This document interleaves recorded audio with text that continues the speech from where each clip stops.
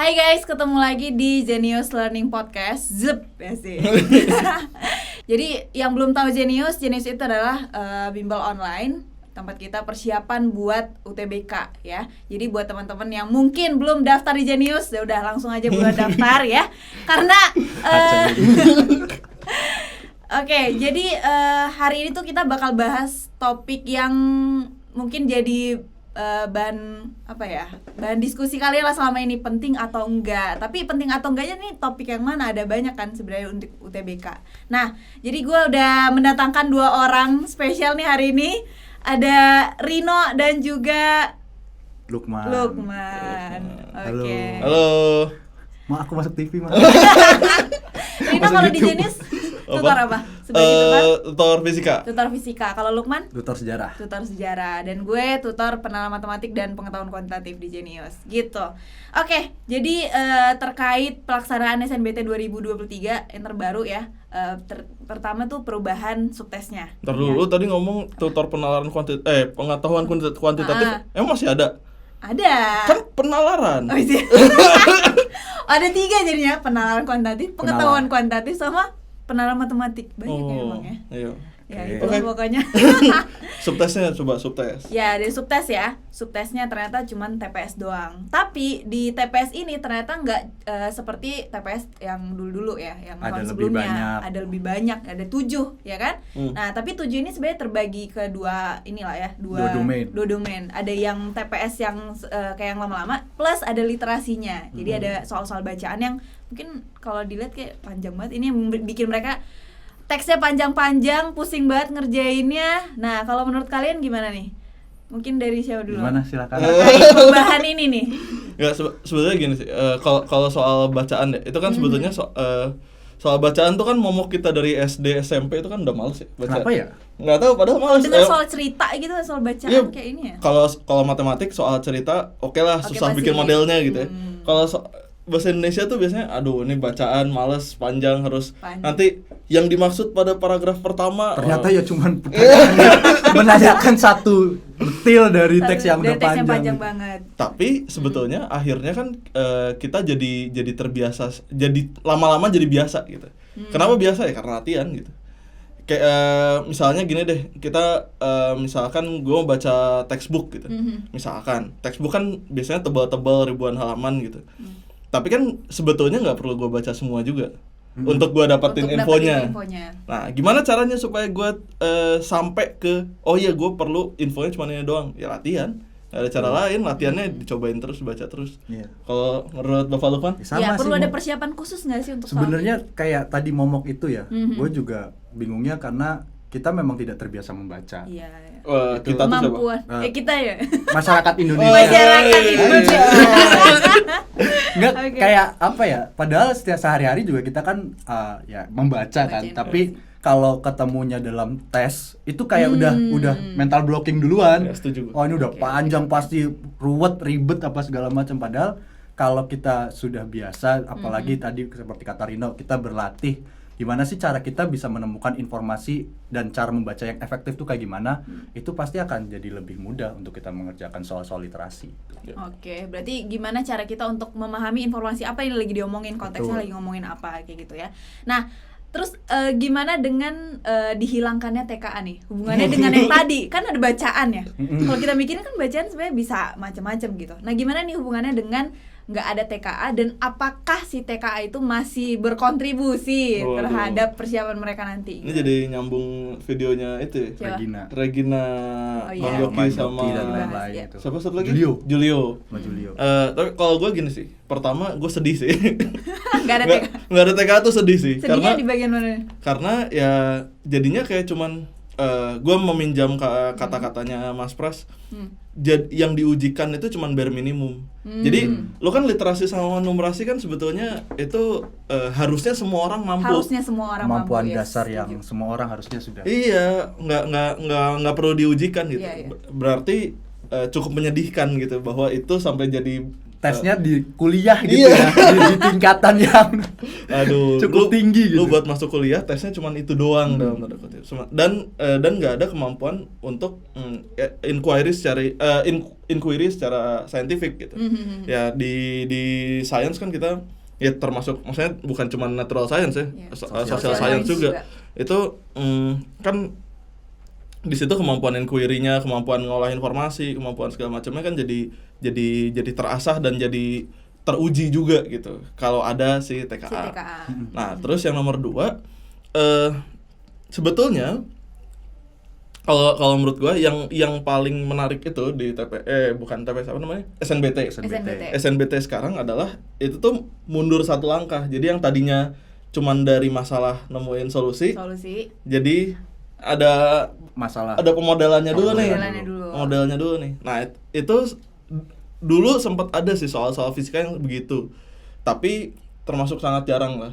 Tapi dengan lu kalau ngehubungin dengan TKA, hubungannya sama lu butuh apa enggak TKA, hubungannya sama lu kebiasa baca sih sebetulnya. Kebiasaan baca, karena lu kan ngekstrak informasi gitu. Ya lu ngekstrak informasi itu kan bisa macam-macam, bisa dari video, bisa dari bisa dari bacaan, bisa dari omongan orang, bisa dari macam-macam. Tapi kan paling gampang, paling bukan efektif ya, paling cepet. Iya, propagasi. Kayak misalnya kalau kita mau dapat informasi dari video, kita kan misalnya harus nonton 5 menit gitu. Baca artikel yang untuk video 5 menit itu jangan-jangan skripnya cuman cukup dibaca dalam 1 menit gitu. Itu mungkin yang kalau kita bisa dengan efektif mencari informasi lewat bacaan, nah itu yang sebagai bare minimum yang ingin dites sama pemerintah sebelum masuk ke kuliah. Dan sebetulnya mungkin kalau fisika lebih ke ngekstrak informasi ya. Maksudnya ngekstrak informasi yang dulu ilmuwan zaman dulu udah tulis gitu. Nah, kalau sejarah mungkin lebih... Kalau sejarah gue jujur ya, malah gue lebih nyaman dengan SNBT. Karena faktornya mungkin buat siswa ngelihat sejarah itu kan banyak hafalan fakta, tahun, peristiwa gitu. Jarang banget gue nemuin soal-soal analisis gitu. Padahal sebenarnya serunya dianalisis misalnya. Dan ternyata lewat soal SNBT bisa jadi analisis sejarah. Karena kadang kan di kemampuan di indikator mengevaluasi teks kan. Nah, itu kan di sejarah sebenarnya ada skill untuk kita memverifikasi kebenaran dan juga mengevaluasi statement dari suatu sumber sejarah. Nah, itu malah justru dengan adanya SNBT, kalau dengan teks sejarah nih, itu justru lebih challenging-nya lu akhirnya tahu sejarah, punya dapat pengetahuan sejarah tanpa lu harus ngapal. Hanya lu bagaimana caranya bisa, ya tadi balik lagi sebenarnya sama ekstrak informasi. Apa sih informasi yang ada di dalam teks, terus bagaimana penulis pandangan penulisnya kayak gimana, terus juga bisa mengambil satu solusi. Misalnya kan ada ini kalau situasinya begini kira-kira mana yang tepat gitu. Berarti hampir sama lah ya sebenarnya di bagian mengekstrak informasinya gitu ya, di kontribusi si TKA tadi ketika soalnya sekarang cuman TPS doang, tapi dengan modelan literasi ya di bagian si mengekstrak informasi. Oke.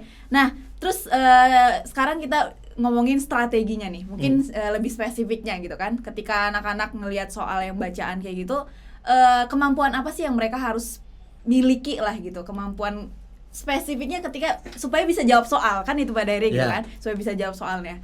Menurut lo gimana? Kalau gue ya, selama gue pernah jadi siswa gitu, ketika gue menghadapi soal-soal yang teksnya panjang, gue tuh yang teksnya tuh cuma baca sebentar doang, scanning doang, kayak skimming doang. Terus habis itu gue lihat soal, karena ya tadi gue paham polanya tuh soal itu hanya menanyakan satu part dari sekian banyak panjang ini. Jadi gue skimming dulu, terus gue lihat soalnya. Nah, dari soal itu baru gue balik lagi karena kan langsung kita kan harus ya tadi ada juga strategi cara membaca yang efektif ya. Paling nggak kita tahu nih misalnya satu soalnya ada berapa paragraf atau dalam satu ini tuh ada berapa baris, kita jadi langsung tadi tuh informasi tentang ini tuh ada di paragraf yang ini gitu. Nah, dari situ baru kita baca secara dalam supaya paham konteks kalimatnya apa dan bisa jawab soalnya dengan tepat.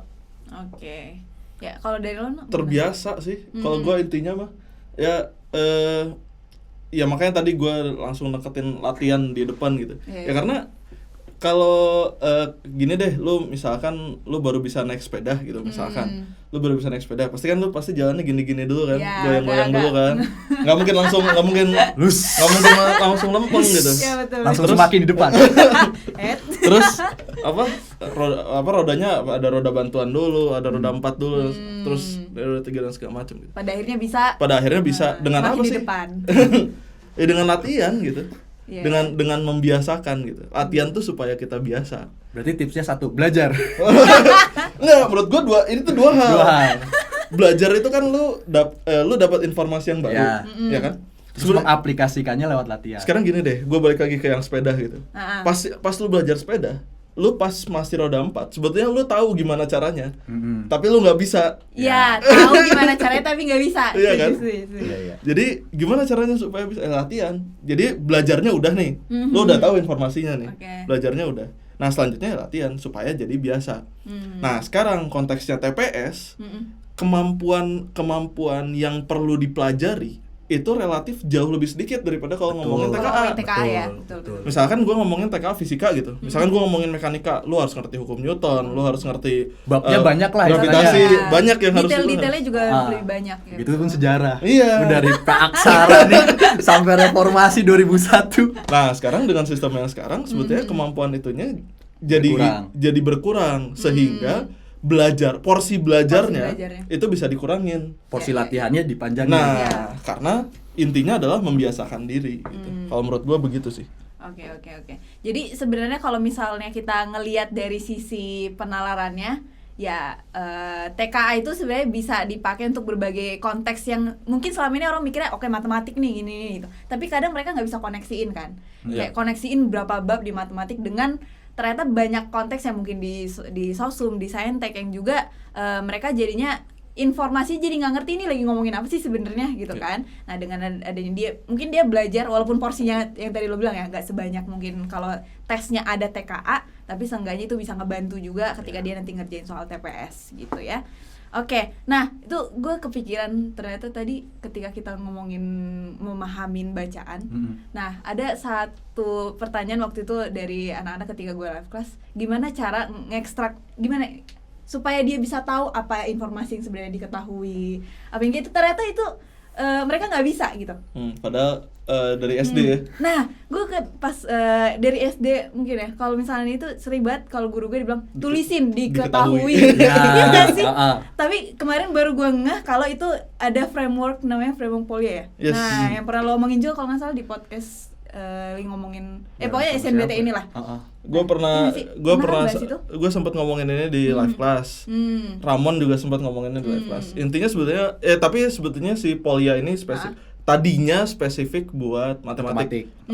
Tapi kalau lu extrapolate Ya, itu masih ternyata masih masuk gitu. Iya, karena bagian situ kan kayak mereka nggak tahu apa yang diketahui. Bahkan banyak juga yang kayak ngerasa ini apa sih yang ditanyain sebenarnya gitu kan. Dan mereka juga kadang bingung nih informasi mana yang sebenarnya mungkin nggak ada kan informasi yang berlebih mungkin atau kayak informasi yang mereka harus konekin dengan pertanyaannya itu kayak gimana gitu ya. Jadi mungkin itu salah satu solusi juga ya, mungkin kayak tahu apa yang diketahui, apa yang ditanya, terus gimana cara jawabnya udah masuk ke konsep yang mereka sekarang pelajarin dan kemudian ngecek lagi ya, itu kayak cek ini kalau kayak gini jawabannya bener nggak sih? Ya, itu kan mungkin kalau di dalam konteks apa ya, matematika numerasi. Kalau dalam bahasa Indonesia juga sebenarnya dari SD kita kan diminta untuk ide pokok paragraf. Nah, iya gitu kan. Terus apalagi mana yang fakta, mana yang argumentasi.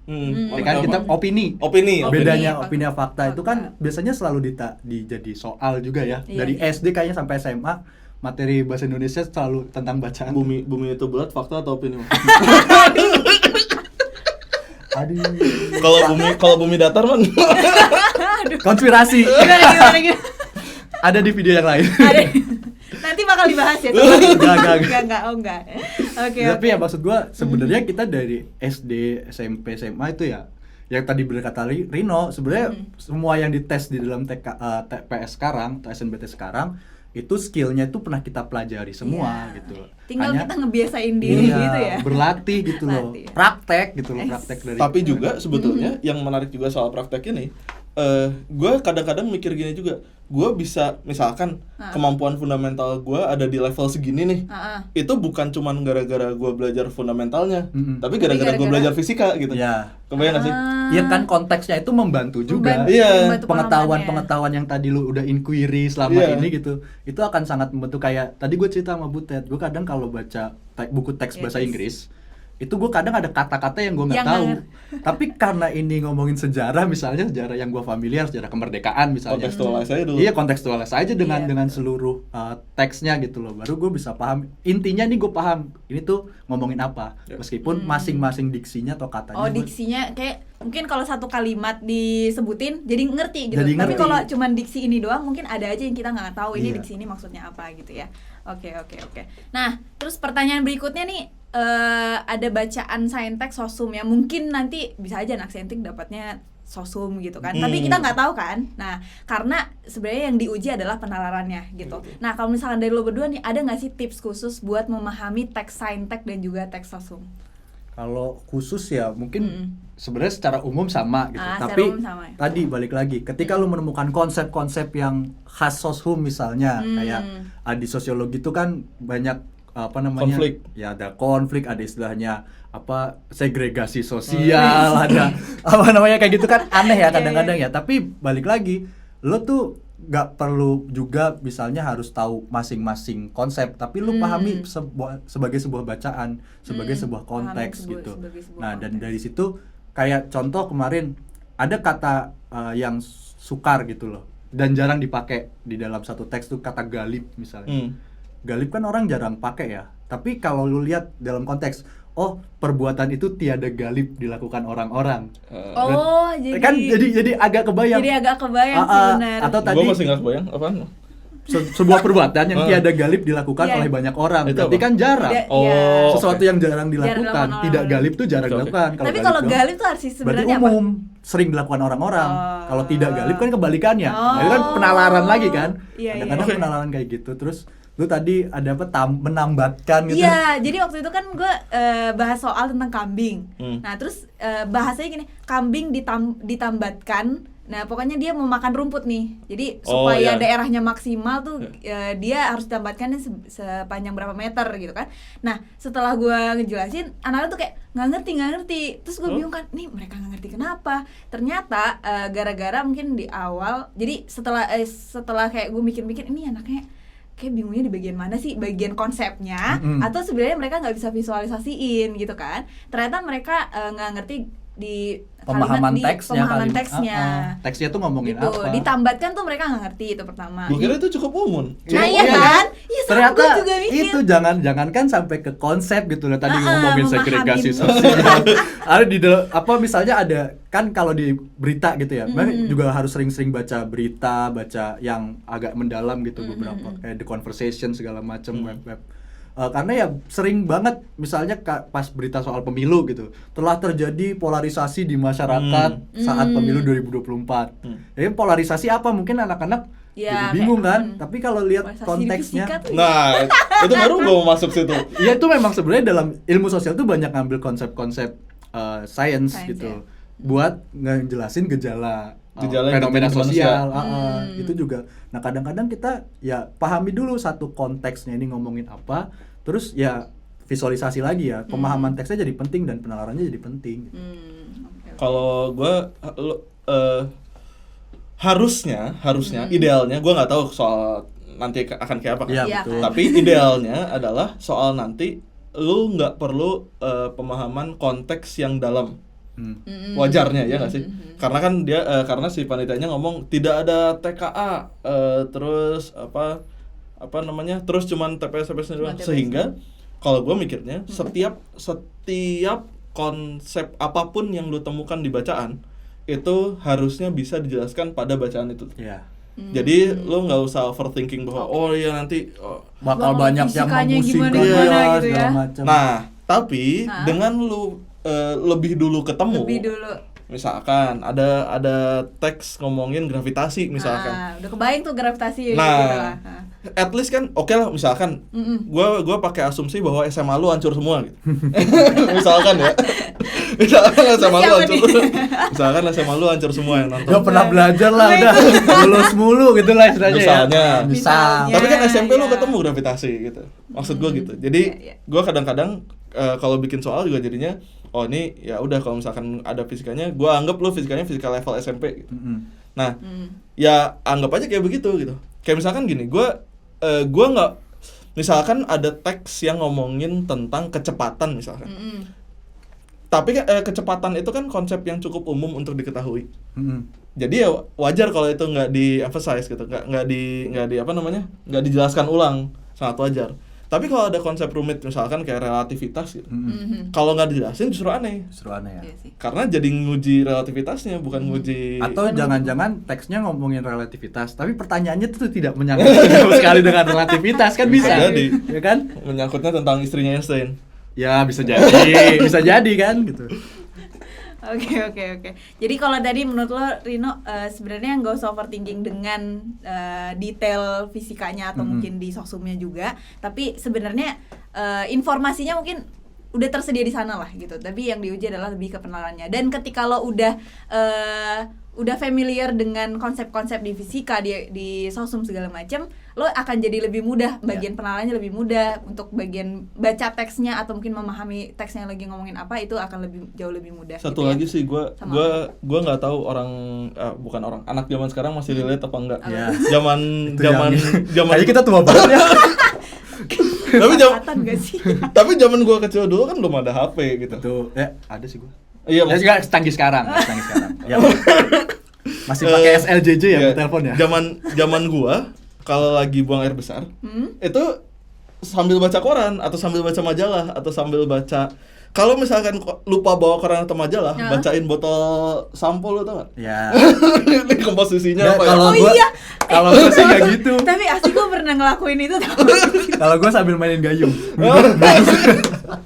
Tapi kayak misalkan aja apa namanya, satu misconception yang common di kimia misalkan, natrium sama sodium. Natrium sama sodium tuh barang yang sama. Itu tuh lo bisa lihat di ini komposisinya, ingredients tuh tulisannya NaCl tapi terjemahannya Bacaannya sodium sodium. klorid gitu. Yang kayak gitu-gitu. Maksud gua adalah ya entah kenapa mungkin zaman yang membentuk gua akhirnya jadi ngebaca ya udah jadi second nature aja buat baca gitu. Nah, yang gua nggak tahu adalah anak zaman sekarang gimana dengan terpapar sosial media dan Nah, tapi di sosial media kan mereka juga sebenarnya baca. tapi kan bacanya pendek-pendek, man. Iya sih. Nggak, maksudnya kalau misalkan koran gitu, lu inget nggak sih kalau koran pas yang di headline itu kan nggak mungkin beres di situ kan? Iya. Ada tulisan Bersambung Iya, ke ada. halaman Astaga. bersambung ke halaman ini. Anjir, benar-benar. Lu bayangin koran yang udah padat segitu terus masih bersambung. Bersambung. Waduh, bentar. Lihat halaman 4 dulu. Gua Oke, biasanya koran oke. olahraga tuh dari kecil. Koran Gua- bola. Iya. Dari kecil gua baca. Nah, itu sambil. Iya, Nah, mungkin bisa ada ini ya, kebiasaan yang mungkin sekarang kita nggak bisa nebak ke anak-anak sekarang. Nah, tuh mungkin gimana buat gitu anak ya. zaman sekarang bisa dibiasakan, jangan bawa HP. Kalau lagi boker, bawanya bawa koran. Ya bawa HP nggak apa-apa tapi bacanya Yang panjang. yang panjang. Yang panjang. Karena kan koran misalnya ya website berita juga nggak semua berita juga ngasih. Karena kebanyakan iklannya apa segala macam. Iya, semua gua baru sadar gua kapan Ini deh. berkeluh kesah nih. Ada satu gua situs berita terkenal lagi situs beritanya. Aduh, Ya, sebel. kita nggak perlu nyebut tapi Nggak gua apa-apa. tahu. pokoknya Gua itulah. tahu. Satu, jadi paragraf nih, satu kalimat enter. Kalimat enter. Aduh. Udah gitu sangat tidak mendedikasi. harus di next. Iya. Setelah di next Oh iya, informasinya ada. juga nggak ada gitu loh. Gue pernah lihat tuh yang ada bulatan 1, 2, 3, 4 Iya. dan itu kayak dikit-dikit satu paragraf satu dikit-dikit dan harus di next dan nggak tahu nih informasinya. Udah di next dan juga sampai informasinya mana. anjir ini informasinya apa? Nah, kita bisa mengutuk situs-situs berita kayak begitu karena kita punya kemampuan fundamental yang kemampuan membaca, kemampuan ekstrak membaca informasi gitu. yang oke. Iya, Iya, betul. Nah, lu harus bisa sampai situ Harus posisinya. bisa sampai bisa mengutuk dan Oh, bisa memilih gitu iya. loh. Yang mana nih yang oke buat gua latihan baca. Iya, benar. Karena sebenarnya sumbernya mungkin bisa banyak, tapi kadang-kadang kita bisa tahu ini sumber yang tepat untuk dibaca atau tepat untuk kita terusin nih ngebaca sampai habis, itu kita mesti tahu juga ya nggak Betul. sih? nggak semua informasi ya kita baca semua, tapi kita nggak bisa ngebedain Iya, yang mana yang penting atau bagus, yang bisa buat latihan, mana yang enggak. Iya, betul. Yang mana yang untuk yang mana yang bisa buat latihan, yang mana yang untuk dibuang.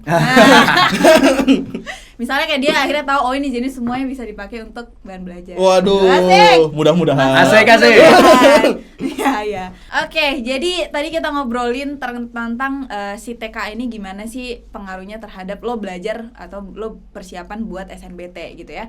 Dan ternyata yang paling penting itu adalah bagaimana kita mengekstrak informasi gitu kan. Dengan lo dengan Punya lo makin konteks. punya konteks yang banyak, punya mungkin bacaan yang banyak dan tepat juga, ya kan, bacaan yang tepat, bacaan yang benar, akhirnya lo bisa terasa nih kemampuan lo dalam memahami teks, memahami informasi, konteksnya lagi ngomongin apa, dan kemudian lo bisa konekin dengan materi-materi yang ada di TPS. Gitu ya. Oke, jadi kalau di Zenius tuh kita sebenarnya udah nyiapin banyak bahan ya. Kayak tadi yang lo bilang, bahan itu kan bisa macem-macem, tapi gimana lo makainya, gimana lo tahu bahwa itu bahan yang tepat, itu kan sebenarnya skill yang mesti lo punya. Betul. Gitu kan. Selain bahan kita punya Mashan bahkan. Punya apa? Bahan sama Mashan. Bahan. Astaga. Lama kali lagi aku Gak pakai. apa-apa. Ya kan? Jadi kalau di Zenius tuh ada video rekaman, video pembelajaran gitu ya. Terus ada juga latihan soal. Terus sekarang kita lagi nyiapin buku lagi. Udah bakal dijual nggak sih? Udah lagi pre-order ya? Lagi pre-order. Lagi pre-order. Udah dikirim harusnya tanggal 16 kemarin. Wah, ini tiba-tiba dia. hadir. Jeng. Hajar ini sebenarnya singkatan ya dari bahan belajar. Asik. Aneh, harusnya Hanjar. Iya kan, kenapa H doang ya? Hajar, aneh. Belajar juga bisa. Iya, kalau mau mau di-spill dikit nah. Wow. Iya sih. Pokoknya isinya ini terkait gimana cara lo memaksimalin belajarnya, strategi belajarnya, terus banyak Ada latihan soal, materi-materinya ada materi juga. ya. Ada soal latihannya juga. Ada soal latihan, bener, lo bisa coret-coret di situ, dan modelnya sebenarnya hybrid ya berarti ya. Iya, betul. Tapi hybrid. Dan inilah yang membedakan buku ini dengan buku-buku yang lain. Masuk. Ya karena Masuk kalau misalkan lo mentok, lo bisa lihat video pembahasannya. Ya. Kalau ternyata di video pembahasan lo belum ngerti, berarti lo harus balik lagi ke video konsep. Dan itu udah ada di playlist, ya kan? Kalau ternyata di video playlist juga lo masih mentok, mungkin lo harus balik lagi, mundur dulu nih ke fundamental di Zencore. Jadi pokoknya dengan buku ini menurut gue tuh lo bisa terarah lagi belajarnya. Karena kan belajar tapi kayak cuman mentingin kayak belajar 10 jam gitu, tapi kalau lo belajarnya nggak bener kan sama aja, nggak ada progres juga. Gitu ya. Bedain Jadi, belajar sama pura-pura belajar. nah jadi jangan sampai pura-pura belajar berjam-jam tapi kayak cuman pusing aja, nggak tahu nih apa yang udah dipelajarin gitu kan. Terus kita ada live class juga pastinya gitu ya. Kayaknya lo bakal ngisi di live class nanti. Live class. Iya kan? Yoi. Tapi ada juga kan yang pemodelan gitu kan. ada. Nah, jadi kayak biar TKA lo tadi makin kebayang sebenarnya TKA ke TPS sekarang tuh kayak gimana sih sebenarnya praktisnya gitu. Terus yang terakhir ada tryout juga. Tryout sekarang tuh udah kita sesuaiin sama model UTBK terbaru. Dan model soalnya itu ya kita udah usahain lah gitu ya. Lo pokoknya manfaatin tryout itu sebagai bahan lo buat evaluasi diri, evaluasi persiapan lo udah sejauh mana, dan jangan lupa jangan cuma ikutan tryout doang kayak udah dapat hasilnya terus lo diemin gitu kan. Tapi itu adalah alat yang bisa jadinya lo membiasakan diri ketika nanti UTBK kayak gimana. Tolok ukur kan. Dan tolak ukur lo belajarnya harus dibenerin di bagian mananya segala macam kayak gitu. Oke. Sip, dari Rino sama Lukman ada tambahan lagi kira-kira? Udah sih. Udah cukup. Udah cukup ya? Jangan banyakkan tips belajar. Nah, itu latihan. sebenarnya. Daripada lu dengerin tips mending belajar. Iya. Jadi ini video ini harus ditonton nggak? Harus. Harus, tapi kalau misalkan 5 menit udah kebayang, udah nggak usah. Iya, penting Belajar aja. Belajar dan latihan. belajar dan latihan. Oke, segitu aja dari kita. Sampai ketemu di Zenius Learning Podcast berikutnya. Bye-bye. Dadah.